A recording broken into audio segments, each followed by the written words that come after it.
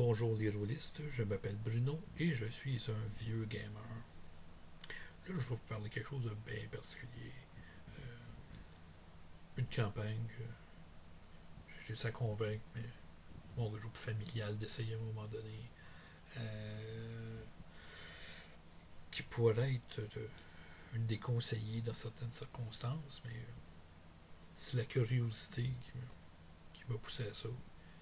Puis faites pas semblant de ne pas vous être posé la question. Euh, la situation est simplement dans notre famille, on a tous passé par le mouvement scout. Et mon grand frère avait, pour gagner son argent de poche, une run de journaux. Et c'était la presse, qui devait passer tôt le matin, tous les jours de la semaine. Mais comme il était scout dans les pionniers, il y avait au moins une semaine pendant ses vacances d'été où il ne pouvait pas passer ses journaux. C'est que c'est moi qui le remplaçais. Il y a aussi des camps de fin de semaine, certaines activités qui faisaient que j'étais obligé de le remplacer aussi. Moi, je passais le clairon, qui, pour les résidents de Saint-Hyacinthe, ils vont se rappeler que c'était une fois par semaine, le mercredi, je le recevais dans la journée, je le passais en début, dans l'après-midi, quand j'avais des cours, puis l'été, le plus tôt possible. Mais c'est pas 6h30 du matin comme pour la presse. Puis même si on habitait sur le boulevard Laurier en face de la rivière, à cette heure-là, il n'y a pas de circulation. Les rues sont désertes. Il y a une auto à toutes les 10 minutes sur le boulevard, puis sur les petites rues, oublie ça. Il n'y a pas d'activité. C'est comme si il n'y avait plus d'humains sur la terre. Puis là, tu te lèves le matin, tu vas passer les journaux, puis il y a encore du brouillard pour certaines journées. Tu as juste les bruits de la nature. Tu n'entends pas de machine. Il n'y a pas de voiture, de camion ou quoi que ce soit au loin. Donc, tu te dis, ouais. S'il n'y avait plus personne,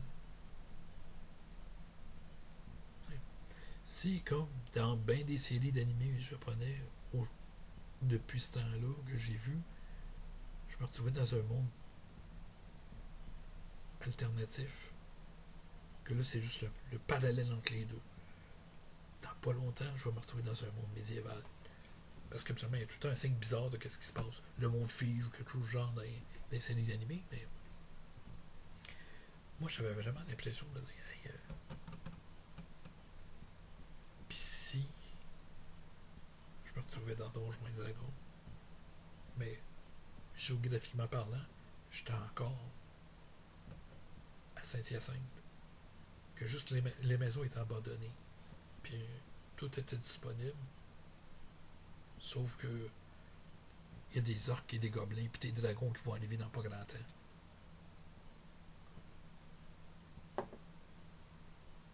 Je me débrouillais comment, moi, Bruno, en tant qu'aventurier. Puis là, ado, j'étais pas gros, j'étais pas costaud, j'étais pas. Puis je pensais pas que j'allais être capable de lancer des sorts de magie ou avoir la conviction religieuse pour être prêtre en partant. Là. Ce qui me restait, c'est le voleur. Mais on a une maison de chambre. J'ai eu à débarrer des serrures. Oui, faire du crochetage, grimper par la fenêtre parce que la fenêtre, elle n'était pas fermée pour aller chercher les clés. Qu'une étudiante avait oublié dans sa chambre qui avait barré la porte. Mais je l'ai fait. J'ai fait quelques petits talents de base de voleur. Je me suis même amusé à faire du pickpocket à un moment donné. Mais, puis ouvrir des vieilles serrures, c'est plus facile que les serrures modernes. Puis on avait des vieilles serrures à trous, là, quand tu vois à travers, comme des vieux Scooby-Doo. Là. On avait ça dans notre maison chez nous. On avait perdu les clés, mais on avait encore des serrures. On les avait réactivés à un moment donné. Celles qui n'étaient pas brisées. Fait que ouais.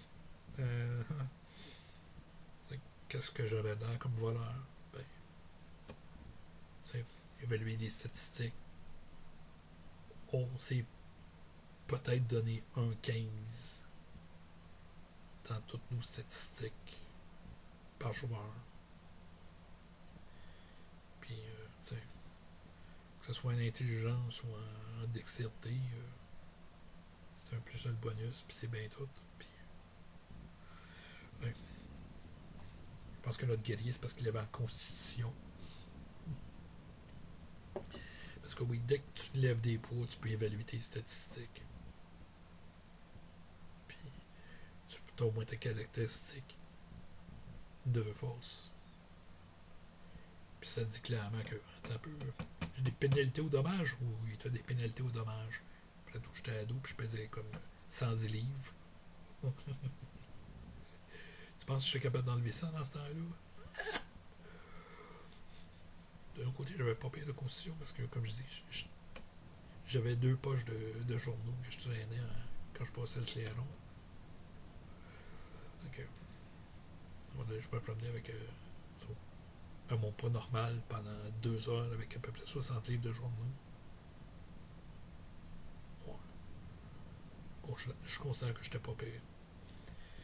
Mais j'avais du cardio dans ce temps-là. Puis c'est ça, c'est qu'on s'était fait. On s'est fait des personnages. Ben, comme je dis, la transition s'est faite assez rapidement. En premier, c'est des endroits familiers, puis après ça, genre le cégep d'un château en ruine, ainsi de suite. Fait que les éléments devenaient médiévaux de jour en jour. En premier, le plastique disparaissait, après c'était le caoutchouc, après certains objets en verre. Les machines complexes avaient arrêté de marcher très rapidement. Fait que les armes à feu, par exemple, oublie ça. Ouais, puis quand on avait discuté des règles entre nous autres, les gamers vont être vont rester, puis le restant du monde va devenir pour le nombre des monstres. C'est comme si tu faisais un jeu de zombies aujourd'hui, puis tu le basais sur la ville où tu habites, puis ton personnage sur toi, puis que tous tes voisins sont rendus des zombies. C'est à peu près pareil. Est-ce que tu fantasmes vraiment péter la tête de tous tes voisins à coup de marteau? Non. C'est pas le but. C'est juste à dire qu'est-ce que je fais si ça en deviendrait tous des zombies. Comment est-ce que je me barricade? Comment est-ce que je trouve la nourriture, ainsi de suite. C'est ça qu'on faisait. Mais comme je dis, avec des orques et des gobelins et d'autres créatures du genre. Ouais. Comme je dis, c'est pas recommandé à tout le monde. Soyez sûr de la stabilité mentale de vos joueurs avant de commencer ça. Mais nos persos ont évolué différemment. De voleur, je suis devenu barde. Et de barde, je suis devenu bouffon, jester. Je l'ai monté 12e ou 15e niveau bouffon. Parce que, ouais, en fait, c'était comme 4 niveaux de bouffon, là, mais tous les autres niveaux avant, c'était voleur, barde et après ça. Je pense que j'ai eu une petite passe de druide aussi pendant 2 niveaux, parce qu'il fallait que ce soit druide et voleur pour devenir barde. C'était compliqué la première édition. Puis pour devenir jester, il fallait que tu sois barde. Mais il y avait 3 systèmes magiques qui étaient bien puissants. Puis il y en a 2 qui vont me rester. Je vous ai parlé de baguette merveilleuse. Un bouffon, il choisit l'effet qu'il fait. Il joue pas sa table de pourcentage. Et il n'utilise pas de charge. De l'autre côté, sa priorité, c'est pas faire des dommages, c'est être drôle. Fait que si lui, il préfère il trouve ça plus drôle de changer le dragon rouge en dragon rose plutôt qu'il d'y lancer un éclair, il va le faire. Puis il va trouver ça drôle. Le restant du groupe, c'est une autre affaire. Deuxième item, c'est un chapeau de déguisement. Naturellement, il a l'air d'un bonnet de bouffon avec les grelots, mais il peut prendre l'apparence qu'il veut tant que c'est un couvre-chef. Ça peut être un grand homme s'il se fait passer pour un chevalier, ça peut être ainsi de suite. Puis le dernier item qui était fait spécifiquement pour le Jester, il y en avait d'autres, mais c'était des patins à roulettes. À Rose, bien sûr, qui donnait un mouvement de 24. Un humain à pied, c'est 12. Mais c'était pas juste 24, c'était 24 sur toutes les surfaces. Plancher, mur, plafond, sur le sable, le gazon, la neige, l'eau. Fait que t'avais un maniaque qui roulait à 24 en train de mettre des objets aléatoirement roses et faire apparaître des papillons, puis ainsi de suite. Ouais.